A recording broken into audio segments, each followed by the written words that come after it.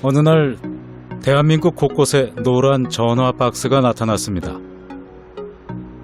가을이 한창인 한적한 시골, 시민들의 광장, 그리고 대학가에 나타난 정체불명의 전화 박스. 그 안에는 지금은 보기 힘든 오래된 전화기 한 대와 태블릿 PC 한 대. 우리는 사과의 기억에 대해 물었습니다. 지민아, 내가 맨날 벌 잡아당겨서 미안해. 많이 속이 상했지. 내가 다음부터 그러지 않을게. 미안해. 솔직히 말하면 잘 안 해요. 맨날 마지못해 하는데. 저도 갑자기 너무 화가 나는 바람에 사과를 안 했는데 그 다음날 너무 사이가 안 좋아져서 너무 후회했어. 친구야, 지안아, 내가 전에 꼬집어서 상처낸 거 너무 미안해. 알았지? 고마워. 아이들도 사과를 할 줄 압니다. 때로는 어른들의 사과가 아이들의 사과보다 못할 때가 있습니다. 아니 약간 자기가 잘못했고 자기가 잘못 안 했다고 내가 잘못한 것처럼 사과 안 하는 사람들은 많지. 그렇지. 지금까지 바닥에 서가지고 최악의 사과는 언제였는지 기억 안 나는데 그런 거 있잖아. 사과를 할 때 진짜 미안해 하는 게 아니고 알겠어, 내가 미안해, 내가 잘못했나 보네 이런 식으로. 그 나한테 진짜 미안해서 하는 사과가 아니라 그 순간을 모면하기 위해서 하는 사과 있잖아. 그렇죠. 미안해. 근데 뭐 어쩔래 약간 그런 거 있잖아.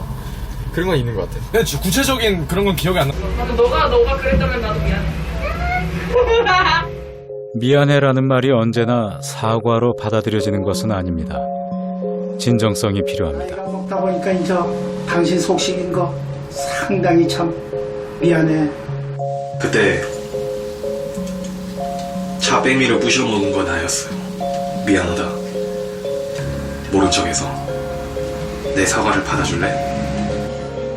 누구나 살아가면서 실수를 하고 잘못을 저지릅니다. 반드시 사과를 해야 하는 걸까요? 사과를 해도 실패하는 이유는 무엇일까요? 그리고 진정한 사과라는 것은 무엇일까요?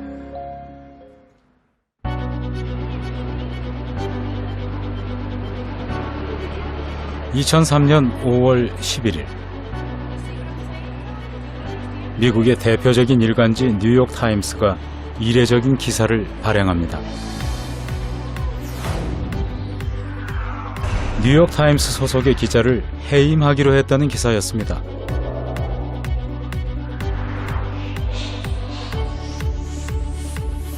해당 기자가 기사를 쓰는 과정에서 조작을 하고 다른 기사를 표절한 행위가 드러났으며 이는 독자의 신뢰를 배신한 행위라고 해임의 이유를 밝혔습니다.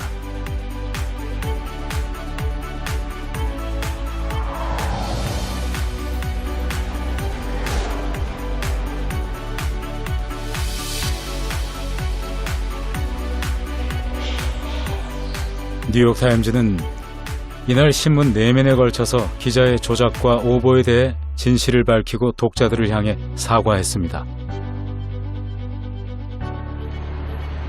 거대 신문사가 일면 머리 기사로 자신들의 과오를 밝히고 사과하는 것은 우리나라는 물론 전 세계에서도 보기 드문 일입니다.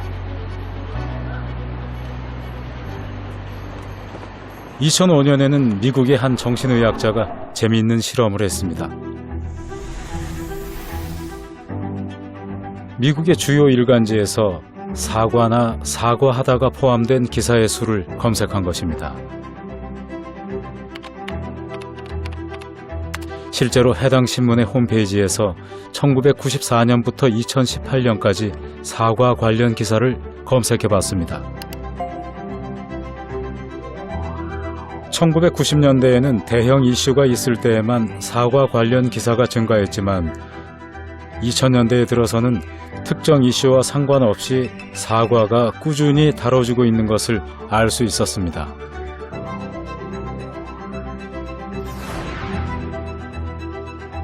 이는 대중이 사과를 중요하게 여긴다는 것을 의미합니다. Nowadays, people can raise questions more directly to leadership than they ever could in the past. Because it used to be, it was just everything was mediated through the traditional media. And so I think it's a combination, not just the people who are out there in social media, but also the traditional media who now have that digitized presence as well. They put pressure on them as well. And so you can see this kind of confluence of events coming together in that digital environment. It's really putting more pressure on politicians to, as you said, be more transparent with their followers. 이번 일로 저희가 좋은 모습을 못 보여드립니다. 정말 송구스럽고 죄송하게 생각하고 있습니다. 최근 한국 사회에서도 뉴스에서 사과 관련 기사를 자주 볼 수 있습니다. 물론 최근의 현상이죠. 죄송합니다. 그래서 대한민국 5대 중앙지의 정치, 경제, 사회 면에서 대국민 사과 관련 기사를 검색해 봤습니다.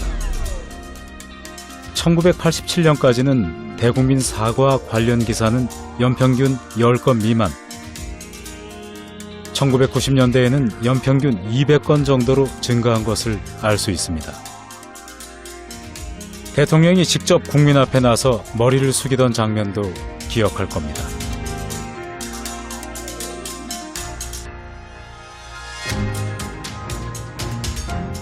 중간 상판이 뚝 끊겨 추모 행사가 오늘 서울시청 앞 등 전국 60여 곳과 해외 10여 개국에서 피해자 가족을 만나 전 세계적으로 사과에 대한 논의가 증가하고 있습니다. We didn't take a broad enough view of our responsibility, and that was a big mistake.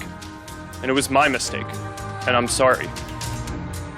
스스로 사과를 하는 사람도 있고 누군가는 사과를 강요하거나 강요당하기도 합니다. 물론 사과를 거부하는 사람도 있습니다.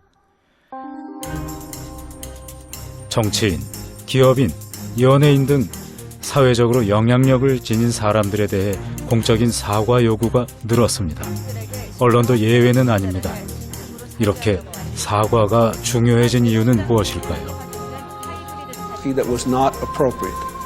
In fact, it was wrong. One of the reasons is our social media is so extensive, that opinions get out there pretty quick, and you better be on top of things, and so that I think that we're looking for leaders that are willing to be honest about things that are going well and things that need to be worked on, and people really appreciate.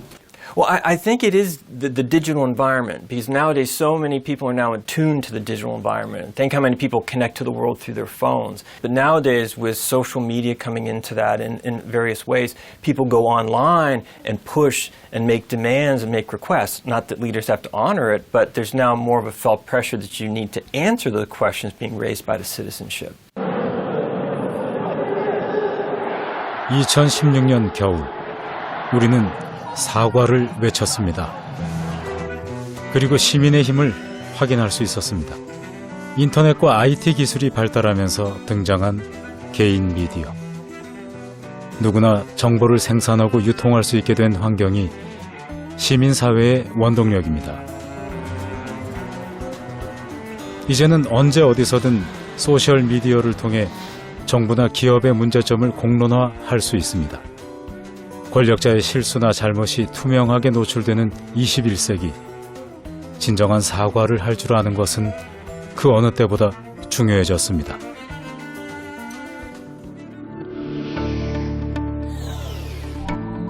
인류 역사 속에서 사과는 인간만이 가지고 있는 갈등 조정 수단입니다.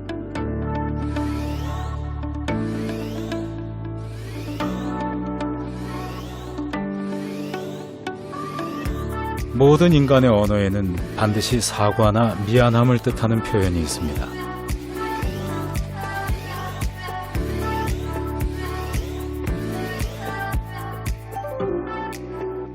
영어에서 사과를 의미하는 단어는 apology,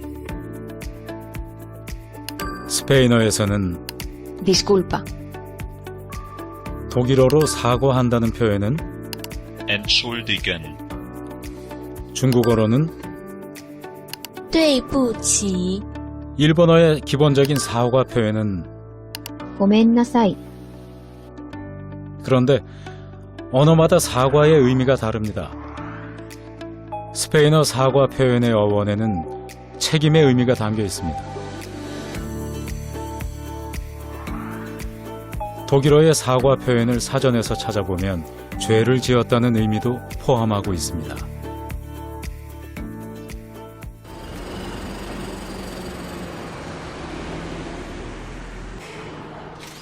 친구와 같이 약속했어요. 그런데 내가?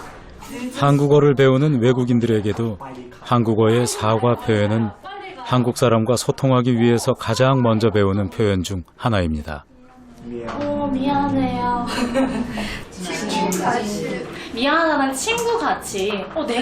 내가 늦었어요. 어떡해. 미안해요. 한국어의 대표적인 사과 표현인 미안하다, 죄송하다, 사과하다. 이 차이를 얼마나 알고 있을까요? 누구? 뭐 회사에서 또 죄송합니다.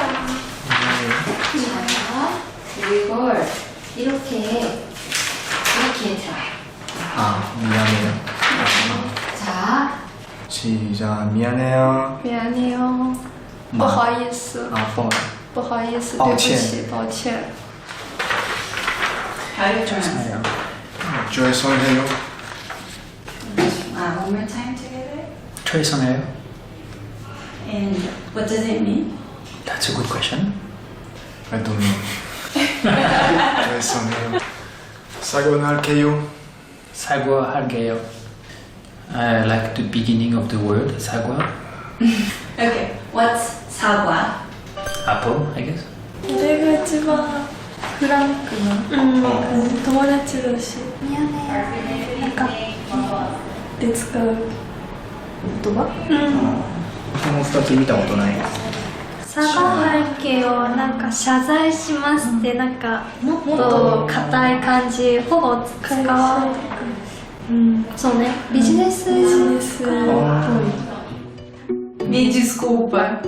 ごめんなさいすいません申し訳ございません Je m'excuse. Je m'excuse. Je suis désolé. Je suis désolé. Pardon. Excusez-moi. 不好意思 미안해요, 죄송해요, 그리고 사과합니다. 우리가 잘못이나 실수를 저지른 후 사용하는 이 표현들에는 중요한 차이가 있습니다. So in the English language, we're very sloppy with these words. And every parent has seen a child who says, I'm sorry, very insincerely, right? The word apology really means that we understand that we could have and should have done better. I'm sorry means you feel badly about what happens, and that doesn't mean you're responsible for it. In an apology, you say, I'm responsible for this action. And so that's the difference between saying, oh, I'm just sorry, and an apology. 특히 대중을 향한 공적인 사과에서는 적절한 언어를 선택하는 것이 중요합니다. 그렇지 못하면 가짜 사과를 하게 되죠. 1998년 성추문 사건에 휘말려 탄핵 위기에까지 몰렸던 빌 클린턴 미국 대통령은 대국민 사과에서 잘못된 사과를 했습니다. I know that my public comments and my silence about this matter gave a false impression. I misled people, including even my wife. 오해하게 했다는 식의 간접적인 표현으로 책임을 회피하는 느낌을 준 것입니다. 리처드 닉슨 대통령은 실수를 정당화하는 가짜 사과로 유명합니다. 닉슨 대통령의 사과는 미국 국민을 분노하게 만들었습니다. I would say only that if some of my judgments were wrong, and some were wrong, they were made in what I believed at the time to be the best interest of the nation. 자신이 피해를 주었다는 사실은 말하지 않고 판단이 틀렸다고 강조하는 것은 최악의 사과 방법입니다. 한편 피해를 가정하는 것도 자주 볼 수 있는 잘못된 사과 표현입니다. 1999년 미국의 한 대학 신문에 소수자들을 모욕하는 기사가 실렸습니다. 크게 논란이 되자 해당 기사를 쓴 기자와 편집자는 사과 기사를 썼습니다. 그런데 자신들의 기사 때문에 상처받았을 사람이 있다면 이라는 전제가 달렸습니다. 이런 표현은 마치 피해자를 탓하는 것처럼 오해를 불러일으킬 수 있습니다. And the problem with people who don't want to admit that they made mistakes, they have a big ego. We call ego, edging God out or everything good outside and all. But what it means is that there's two ways your ego gets in the way. One is false pride. When you have a more than philosophy, you think I'm brighter than, I'm smarter than and all. And so why would I ever admit that I made a mistake to these lowly people? Then the other side of ego is fear or self-doubt, where you have a less than philosophy, and so you're trying to protect yourself, so you're not going to admit where you made a mistake.